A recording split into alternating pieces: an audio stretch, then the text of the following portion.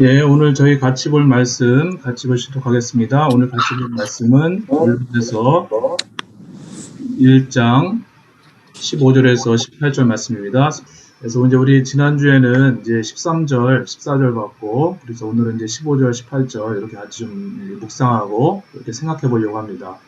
우리가 이제 지난주에 이제 13절, 14절 보면서 이렇게 흑암의 권세에 갇혀있던 그 우리를 예수님의 십자가의 아들의 나라, 빛의 나라로 이렇게 우리를 옮기셨습니다. 예수님의 십자가의 죽으심과 또 다시 사심을 통해서 우리가 이제 그렇게 옮겨졌던 것을 생각해 봤었습니다. 그래서 우리가 이 악마의 세력, 이 사탄의 세력에서 우리를 건지신 분이 예수 그리스도이신 것을 우리가 또 깊이 있게 또 고백할 수 있었던 그런 시간이었던 것 같습니다.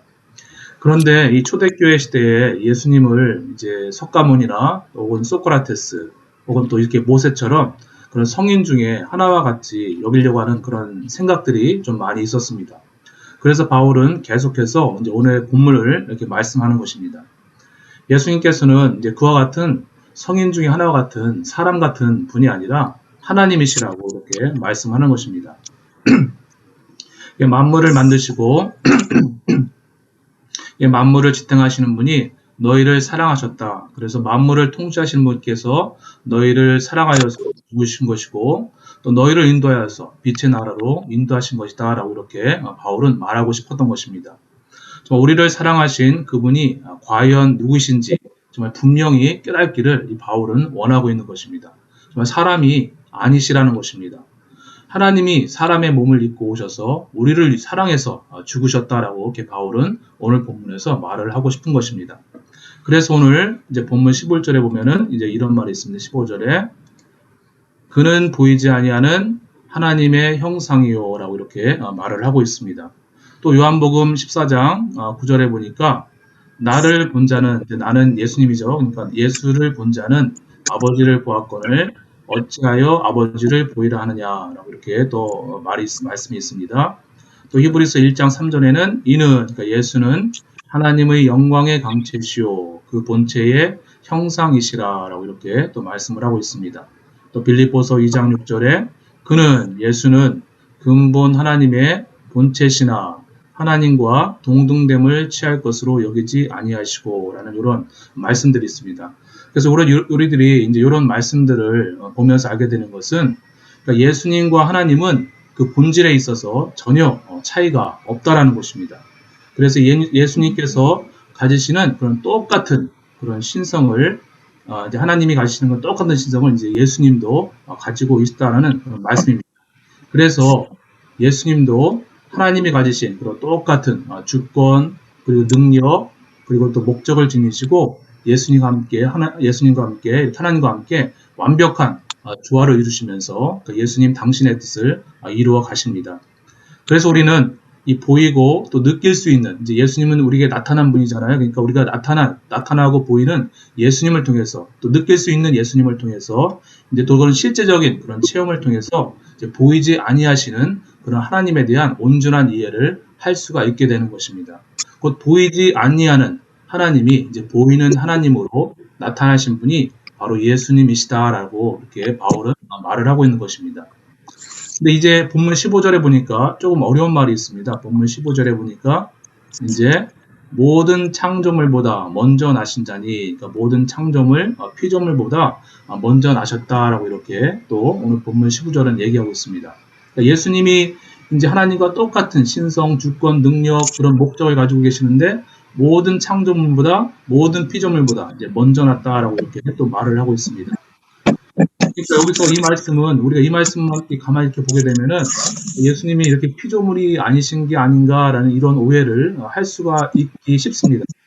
근데 실제로 또 여호와의 증인들은 이 여호와의 증인 그런 그 종교파 있지 않습니까? 여호와의 증인들은 또 이 구절을 가지고 또 예수님이 첫 번째로 지음을 받은 그런 또 피조물이라고 이렇게 주장을 하기도 합니다. 사실 성경에 대한 이런 아무런 배경 지식이 없이 이제 요 구절만 이렇게 읽게 되면은 정말 예수님께서 이제 피조물이신데 제일 먼저 지음을 받아서 창조의 순서상 그 순서가 제일 높아가지고 그래서 하나님께 통치권을 위임받아서 만물을 다스리는 분이 된 것이 아닌가라고 이렇게 생각하기가 쉽습니다. 그러나 우리가 이 먼저 낫다라는 그 표현이 이 구약 시대 이 중동 지방에서 어떻게 쓰였는지를 이렇게 살펴보게 되면은 이런 오해에서 벗어날 수 있습니다. 그러니까 먼저 나셨다라는 이런 표현은 출생의 순서가 먼저라는 것이 아니라 장자의 역할과 권한, 그러니까 장자의 역할과 권한을 가지셨다라는 그런 의미인 것입니다. 그러니까 이런 표현들은 그러니까 장자의 역할과 권한을 가지신 그런 자에게 먼저 나셨다라는 이런 표현들은 이 구약 시대 이 중동 지방에서 그냥 일상적으로 그렇게 쓰였던 그런 표현이었습니다. 그러니까 따라서 예수님께서 먼저 나셨다라고 하는 것은 이제 피조 세계를 예수님이 이 피조 세계를 관장하는 머리이시고 그리고 모든 피조물을 다스리시는 그런 주인이자 장사의 역할을 맡으신 분이라는 그런 의미인 것입니다. 그러니까 창조는 하나님이 계획을 하신 것이지만 실제로 이 피조물을 일일이 하나하나씩 다 만들고 그리고 또 하나하나 돌보시면서 유지하시는 것은 예수님의 이 일이라는 그런 말씀의 의미입니다. 그래서 예수님은 지금도 이 십자가에 그런 못 박히신 그 손으로 그 피 묻은 손으로 정말 이 온 우주를 지탱하고 있으십니다. 그래서 그 능력 안에서 지금도 성도 개개인의 그런 삶들을 이끌어 주시고 있고 또 섭리하시고 있습니다. 또 최종적으로 또 죄중에서 또 죽어가는 그런 죄인들을 또 긍휼히 여기셔서 지금도 그들에게 여러 손길을 통해서 복음으로 그들을 초대를 하고 계십니다. 또 우주 만물을 회복하여서 하나님께 바치시기 위해서 지금도 세상 곳곳에서 여러 선각자들을 일으키시고 세상을 회복시키는 일들을 이 예수님은 지금도 진행하고 계신 것입니다. 마침내는 그 나라를 하나님께 바칠 때가 오실 것입니다. 또 오늘 본문 이제 16절 17절 같이 보시도록 하겠습니다. 본문 16절 17절 만물이 그에게 창조되되 하늘과 땅에서 보이는 것들과 보이지 않는 것들과 혹은 보좌들이나 주관들이나 정사들이나 권세들이나 만물이 다 그로 말미암고 그를 위하여 창조되었고 또한 그가 만물보다 먼저 계시고 만물이 그 안에 함께 섰느니라 라고 이렇게 말씀을 하고 있습니다. 그러니까 만물이 다 예수로 말미암았고 또 우주의 모든 만물이 또 예수님을 위해서 창조가 되었다라는 그런 말씀입니다. 우리가 이제 우리 미국의 대통령 중에 아브라함 링컨이 있지 않습니까? 이제 아브라함 링컨이 그런 말을 했습니다. 그러니까 국민에 의한 또 국민을 위한 정부 이런 말을 이제 하지 않았습니까? 그러니까 마찬가지로 이 세상 모든 만물이 예수님의 또 예수님을 위한 또 예수님에 의한 그런 것이라는 것입니다. 그래서 우리가 땅 위에 기는 그런 벌레 한 마리를 바라볼 때도 또 저 들판 위에 그런 한 가닥의 그런 풀가닥을 바라볼 때도 또 오래전에 또 이렇게 사라져버린 그런 공룡들을 우리가 생각해 볼 때도 그리고 또 우리가 눈을 들어서 저 온 우주를 바라보면서 그 광활한 우주 속의 모든 별들 그 별들도 다 예수님께서 손수 지으신 작품이라는 것입니다. 창조계의 어떤 하나도 어느 것도 예수님의 손을 이렇게 거치지 않은 것이 하나도 없다라는 뜻입니다. 시간도 공간도 다 예수님의 능력 안에서 발생하게 된 것입니다. 그렇기 때문에 우리가 이 멋지고 또 웅장한 자연 또 혹은 어떤 자연계의 어떤 미시세계 속에서 담겨진 어떤 오묘함 그런 질서 또 더 나아가서 저 드넓은 우주의 그런 광활함을 바라볼 때 느끼는 감정들 있지 않습니까? 정말 멋있다. 아름답다. 어떻게 이렇게 질서 오묘한가. 이런 것 감정들을 느끼게 되는데 우리가 이제 어떤 사람이 무엇을 만들 때 그 사람의 성품이나 성격이 그 만든 것에 고스란히 이렇게 드러나게 된 것을 보게 됩니다. 예를 들어 미술관이나 이런 데 가보면 어떤 미술 작품을 볼 때 그 사람의 성격, 그 화가의 성격이나 이런 성향들을 우리가 발견할 수 있습니다. 마찬가지로 이 모든 것이 다 예수님이 의해서 만들어졌기 때문에 예수님의 성품이나 예수님의 성향들이 다 그 모든 창조물들의 속에 이렇게 나타나 있는 것입니다. 우리가 그것을 바라보면서 우리가 감동도 하고 또 그것에 대해서 또 감정적인 반응도 일으키게 되는 것입니다. 그런데 그 모든 만물들이 다 그를 위해서 예수님을 위해서 창조되었다라고 이렇게 말씀을 합니다. 곧 예수님을 위해서 모든 만물이 지음을 받았다라는 것입니다. 존재하는 모든 것들이 다 예수 그리스도를 위한 것이고 예수님의 영광과 또 찬양을 또 돌리기 위해서 창조된 것이라는 것입니다. 곧 예수님이 만물의 존재 이유시고 또 목적이시라는 그런 의미입니다. 이 말을 우리 개개인에게 또 적용하면 무엇입니까? 우리 개개인, 우리 성도 한 사람 한 사람, 또 이 세상에 있는 모든 한 사람 한 사람이 왜 지음을 받았습니까? 바로 그 사람들이 그 모든 나도 바로 예수님이 예수님을 위해서 창조되었고 또 예수님의 영광을 위해서 지음 받았다는 것입니다. 그러니까 예수님이 나라는 개인의 존재 이유이고 또 존재 목적이라는 것입니다. 그러기 한 송이의 꽃이 이제 향기를 발하지 않습니까? 그래서 내 삶을 통해서 정말 예수님의 영광, 예수님의 향기를 나타내는 것이 지극히 마땅한 것입니다. 그래서 고린도서 후서 2장 15절에 우리가 구원받은 자들에게나 또 망하는 자들에게나 하나님 앞에서 그리스도의 향기다라고 이렇게 말을 하고 있습니다. 우리가 이렇게 그리스도의 향기, 그러니까 예수님의 영광을 드러낼 수 있는 그런 사람들이 되어야 한다는 것입니다. 그래서 우리들이 이제 살아가면서 이제 모든 말들도 하고 행위도 하는데 우리들의 모든 언어, 우리들의 모든 행위에 정말 예수님의 그런 사랑을 담아서 정말 사랑의 열매를 한없이 따서 또 마지막 이 심판할 때에 주 앞에 서게 될 때에 그 수많은 그런 사랑의 열매를 예수 앞에 드릴 수 있기를 소망합니다. 또 17절, 이제 17절에 말씀해 보니까 17절에는 또 이렇게 말씀이 있습니다. 또한 그가 만물보다 먼저 계시고라고 이렇게 서 있습니다. 또 그 만물이 그 안에 함께 섰다. 만물이 그 안에 예수님 안에 서 있다라고 이렇게 말을 하고 있습니다. 곧 예수님에 의해서 만물이 서로 연결되고 또 보존되고 있다라는 것입니다. 다시 말해서 예수님에게서 나오는 그런 생명력으로 온 세상이 이 조화와 질서를 유지하면서 움직이고 있다라는 것입니다. 예수님에게 이와 같은 보존하는 능력이 없으시다면 우주 만물은 지금 이 순간에라도 당장이라도 해체되어서 붕괴될 것입니다.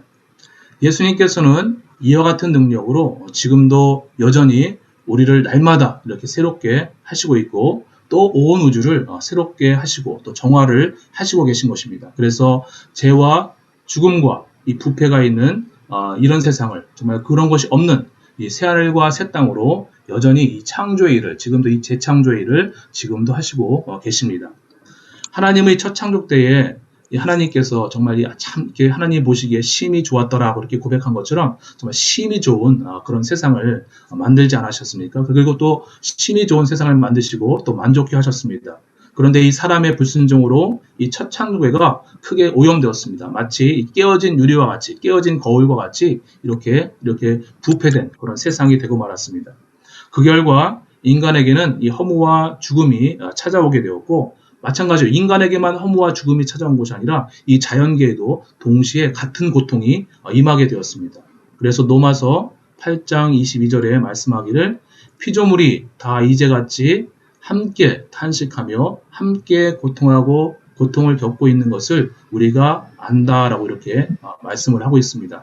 그러니까 이 아담의 그런 불순종, 그 불순종이 인간의 그런 인간 존재의 허무와 그런 죽음도 가져왔지만 이 피조세계에 이런 탄식, 피조세계의 이 고통까지 함께 불러왔다라는 것입니다. 그러나 하나님께서는 이 예수님의 이 재창조의 사역을 통해서 이 부패하고 이 깨어진 이 세상을 지금도 여전히 새롭게 하시는 중입니다. 그리고 이러한 예수님의 재창조의 사역은 주님의 재림시에 완성이 됩니다.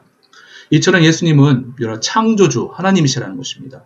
우리가 예수님을 생각할 때 보통 메시아, 또 구세주 이렇게 이제 어떤 구속주의 하나님만 우리가 생각하기가 쉽습니다.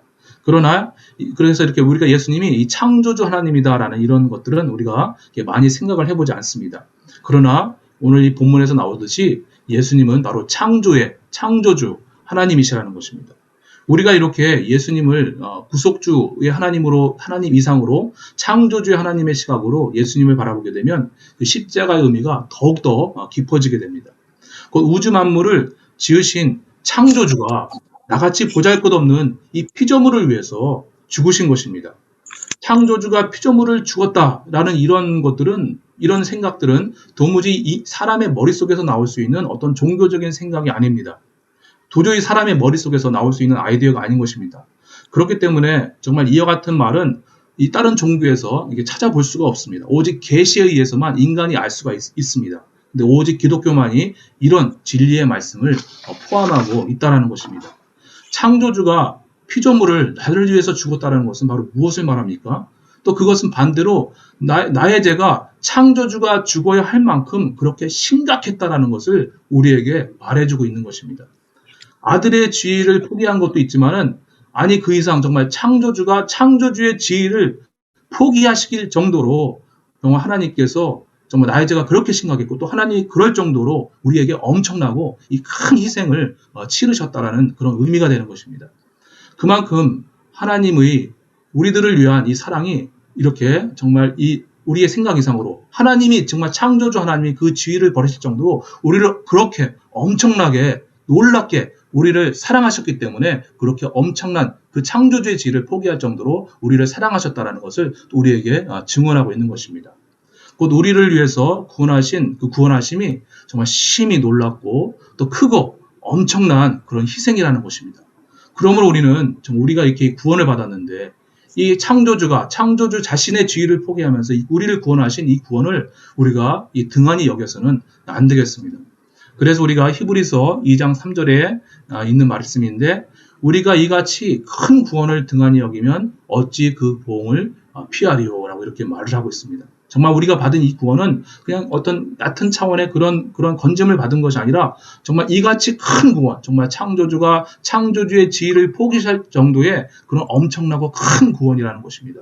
그럼 우리가 이 구원의 깊이를 정말 깊이 깨달아서 정말 우리가 이 구원을 등한히 여기지 말아야겠습니다. 이제 18절, 이제 앞절의 말씀을 보시도록 하겠습니다. 18절에 보니까 그는 몸인 교회의 머리라 라고 이렇게 또 말씀을 하고 있습니다. 예수님이 교회의 머리시다라고 이렇게 말을 합니다. 곧 교회의 주인이 예수님이라는 것입니다. 교회의 주인은 목사님도 아니고 교회의 주인은 또 장로님도 아니고 또 성도님도 아니고 교회의 주인은 예수님이시고 또 교회를 세우신 분도 예수님이시고 또 교회의 방향을 제시하시고 이끄시는 분도 예수님이시라는 것입니다. 그러나 안타깝게 오늘날 우리 시대에 이 주변에 많은 그런 교회들을 보면 마치 예수님이 교회의 주인이 아닌 경우가 많은 것 같습니다. 그래서 어떤 교회에서는 이제 목사가 교회를 자기 소유처럼 이렇게 생각하기도 하고 또 어떤 교회에서는 또 교회 장로들이 교회를 좌지우지하려고 하고 또 어떤 다른 교회에서는 또 성도들은 또 교회를 업신여깁니다. 또 요즘 대부분의 모든 교회들이 정말 이 예수 사랑의 이 참된 실천은 그런 정신들이 점점 사라져가고 있고 또 성도라고 이름은 붙었지만은 정말 이 성경에 대해서 얘기를 해보면 이 성경의 이해와 지혜는 정말 심히 낮습니다. 또 깊은 영성들이 점점점 사라져가고 있습니다.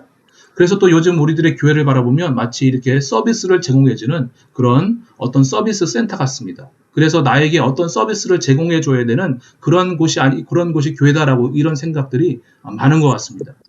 이런 모습에 대해서 세상의 이런 교회에서 세상의 이런 모습에 대해서 정말 이제 세상은 이 교회를 향해서 손가락질을 또 하고 있습니다. 또 최근에 또 정말 하나님께서 원하시는 것은 이제 인애와 사랑인데 제사를 원하는 것이 아니라 인애와 사랑인데 정말 이렇게 참 교회들이 지혜롭게 행하지 못해서 또 많은 이 코로나 시기에 이 교회들이 세상으로부터 이렇게 손가락질을 또 받고 있습니다. 그래서 마태복음 5장 13절 우리가 다 알고 있는 말씀인데요. 너희는 세상의 소금이니 소금이 그 맛을 잃으면 무엇으로 짜게 하리요. 후에는 아무 쓸데없어서 다만 밖에 버려져서 사람에게 짓밟힐 뿐이다 라고 이렇게 말씀을 합니다.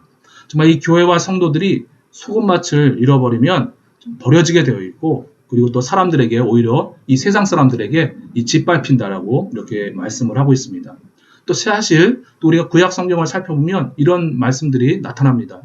이런 말씀이 적용이 나타나는 것을 보게 됩니다.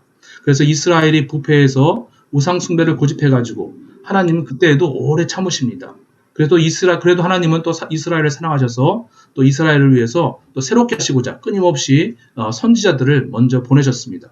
그러나 그때 이스라엘이 계속해서 이 선지자들의 음성도 버리고 선지자들의 음성을 듣지 않고 계속해서 정말 하나님을 멸시하고 또 우상 숭배를 지속하면 하나님이 그 다음 단계로 취하는 방법이 있습니다. 이제는 이방인들을 하나님이 불러오십니다.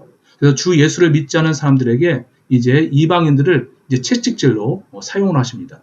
그래도 아니 되면 이제 더 무서운 징계가 오는 것을 구약 성경에서 볼 수 있습니다. 그래서 이제 선지자들도 보내고 또 이방인들을 향해서 가끔씩 이렇게 채찍질도 하시는데 또 그래도 말을 듣지 않으니까 이제 구약 성경에서 이제 고집스러웠던 그 이스라엘은 결국 이방 나라인 그런 아수르 제국이나 그런 바벨론 제국을 통해서 그 나라 자체가 완전히 파멸되게 망하게 된 것을 우리가 구약 성경을 통해서 살펴볼 수 있습니다.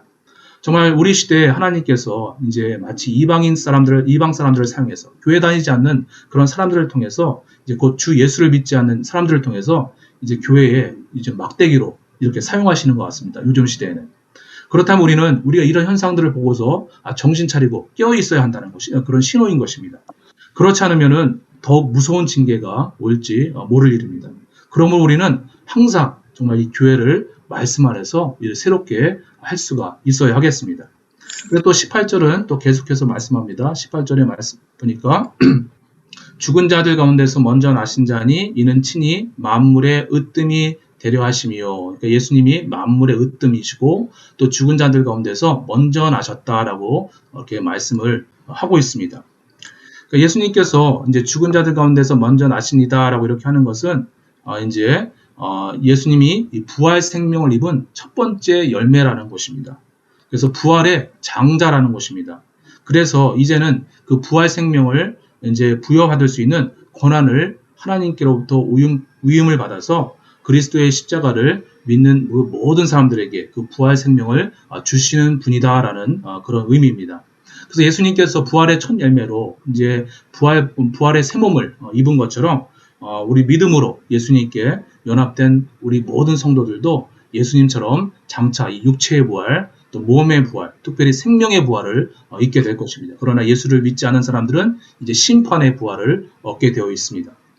이와 같이 하나님은 이 세상과 우주를 창조하실 때에 정말 그리고 교회를 존재케 하시고 또 새롭게 하시는 일에 정말 더 나아가서 이 부활 생명을 부여하시는 일 모두에 예수님에 의해서 이렇게 이루어지게 하셨습니다.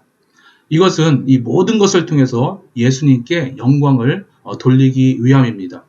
그것은 예수님께서 근본 하나님의 본체시지만은 하나님과 동등된 그런 자리를 포기하시고 지극히 자기를 낮추어서 십자가에서 죽으시기까지 복종하셨기 때문에 하나님께서 이와 같은 영광을 예수님께 다 돌리시는 것입니다. 정말 이와 같은 지극한 겸손을 이루신 예수님을 하나님은 또 지극히 높이지 않으실 수가 없었던 것입니다. 그래서 우리가 빌립보서 2장 9절에 있는 말씀인데요. 이러므로 하나님이 그를 지극히 높여 모든 이름 위에 뛰어난 이름을 주사 하늘에 있는 자들과 땅에 있는 자들과 땅 아래에 있는 자들로 모든 무릎을 예수의 이름에 꿇게 하시고 모든 입으로 예수 그리스도를 주라 시인하여 하나님 아버지께 영광을 돌리게 하셨느니라 라고 이렇게 말씀을 하고 있습니다. 정말 이와 같이 지극한 겸손을 이루신 예수님을 이제는 지극히 높이셔서 이제 모든 이름 위에 가장 높은 이름, 그래서 모든 무릎이 예수의 이름에 꿇게 하셨습니다. 그래서 모든 입으로 예수 그리스도를 주님이다 라고 이렇게 시인하게 하신 것입니다. 곧 하나님과 같은 분이심에도 불구하고 지극히 자기를 낮추신 그런 예수님의 그런 지극한 겸손으로 하나님께서 예수님을 부활시키셔서 하나님 보좌 우편에서 만물을 통치하시는 그런 만물의 으뜸이 되게 하신 것입니다. 그래서 우리가 이제 이렇게 이제 말씀을 마치겠는데요. 그래서 우리가 이제 기타 기도하실 때에 이제 우리가 이제 예수님 안에 정말 이 예수님이 얼마나 정말 높으신 분이 우리 생각 이상으로 엄청나게 오묘하고 정말 신비하고 정말 놀라우신 분이십니다. 정말 우리가 정말 예수님 안에 담겨져 있는 그런 오묘하고도 그런 놀라운 신비를 우리가 평생 깨달아가야 되겠습니다. 주님, 그와 같은 신비를 깨달을 수 있도록 인도해 주시옵소서라고 이렇게 기도했으면 좋겠습니다. 또 예수님께서 십자가에서 죽으시고 또 부활하신 그 비밀, 그 영광, 그 신비가 어떤 것인지 더욱 깨달아 알게 해 주옵소서. 또 나의 삶이 또 예수님의 영광과 또 그리스도의 또 향기를 온전히 발해서 진정 예수를 위해서, 정말 내가 예수를 위해서 창조되었는데 예수를 위해서 살게 하옵소서라고 또 이렇게 기도했으면 좋겠습니다. 우리 주 예수께서 정말 우리 그랭넷 교회의 정말 참된 주인, 또 참 머리가 되어 주셔서 정말 주님 보시기에 우리 그렉노예교회가 참 아름다운 교회가 되게 해 주시옵소서라고 이렇게 기도했으면 좋겠습니다. 하나님 아버지, 또 이 새벽에 또 우리들 불러주셔서 또 이 말씀을 듣게 하시니 감사를 드립니다. 아버지 하나님, 또 오늘은 예수님의 정말 오묘한 예수님의 그 지극히 높으심을 우리가 보았습니다. 하나님, 예수님 안에 있는 그 진리와 또 신비가 얼마나 크고 오묘한지요. 하나님, 우리가 그와 같은 오묘와 신비를 평생 알아가기를 원합니다. 정말 그 진리의 기쁨을 우리가 알기를 원합니다. 주님, 그 기쁨을, 그 알아가는 기쁨을 우리에게 도와주셔서 예수 안에 더욱 거하고 또 예수를 위해서 살고 또 예수를 위해서 아버지 하나님 또 모든 것을 바칠 수 있는 그런 마음도 우리에게 더하여 주시옵소서. 하나님, 또 우리가 예수를 위해서 창조되었는데 정말 이 세상을 살아갈 때 정말 속과 빛과 소금의 역할을 충분히 감당하면서 또 그리스도의 향기를 전하면서 이 세상 사람들에게 예수님의 참모습을 보일 수 있는 그런 거울이 될 수 있도록 인도하여 주시옵소서.